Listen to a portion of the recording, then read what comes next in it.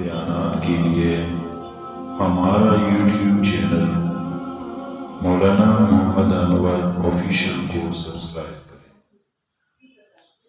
حسان ابن ثابت رضی اللہ تعالی عنہ نے کیا خوب کہا ہے حضور کی مدح اور توصیف میں، فرماتے ہیں وَأَحْسَنُ مِنْكَ لَمْ تَرَ قَطُّ عَيْنِي وَأَجْمَلُ مِنْكَ لَمْ تَلِدِ النِّسَاءُ خُلِقْتَ مُبَرَّأً مِّن كُلِّ عَيْبٍ كَأَنَّكَ قَدْ خُلِقْتَ كَمَا تَشَاءُ۔ فرماتے ہیں کہ میری آنکھ نے آپ جیسا حسین جمیل خوبصورت نہیں دیکھا ہے، اور آپ جیسے جمیل حسین کو کسی عورت نے جنا ہی نہیں۔ اور فرماتے ہیں کہ حضور علیہ الصلوۃ والسلام ہر عیب سے پاک پیدا کیے گئے، اور یوں پیدا ہوئے جیسا کہ خود اپنے آپ کو چاہا کہ میں اس طرح پیدا کیا جاؤں۔ اور نبی علیہ الصلوۃ والسلام کی مدح و توصیف میں بہت خوبصورت اشعار ہے۔ خدا در انتظار حمد مانست، محمد چشم بر راہ ثنا نیست۔ خدا در مدح آفرین مصطفیٰ بس، محمد حامد حمد خدا بس۔ محمد از تو میں خواہم خدا را، خدایا از تو حب مصطفیٰ را۔ اللہ تعالیٰ ہماری انتظار میں نہیں ہے کہ کب ہم اللہ تعالیٰ کی حمد و تسبیح بیان کریں، اور نہیں حضور علیہ الصلوۃ والسلام کی آنکھیں ہماری طرف ہیں انتظار میں کہ ہم کب حضور کی صفت توصیف بیان کریں۔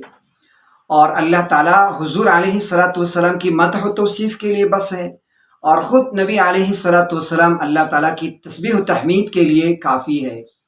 اور ہم حضور علیہ الصلوۃ والسلام سے چاہتے ہیں اللہ تعالیٰ، اور اللہ تعالیٰ سے حضور کی حب محبت چاہتے ہیں۔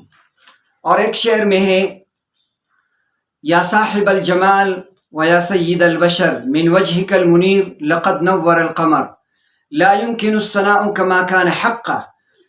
بعد از خدا توی بزرگ توی قصہ مختصر، اے صاحب جمال اور اے انسانیت کے سردار، آپ کے رخ انور سے چاند چمک اٹھا، اور آپ جس ثنا صفت توصیف تحمید کے لائق ہے، مدح کی لائق ہے، اسے ادا کرنا بیان کرنا ممکن ہی نہیں۔ قصہ مختصر یہ کہ اللہ تعالیٰ کے بعد تو ہی ہے۔ اور ایک شعر میں ہے ہزار بار بشویم دہن بمشک گلاب ہنوز نام تو گفتن کمال بے ادبی است۔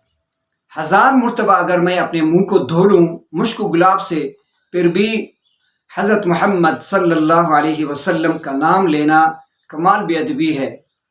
تو یہ وہ اشعار ہے جو حضور علیہ الصلوۃ والسلام کی مدح اور توصیف میں ہیں۔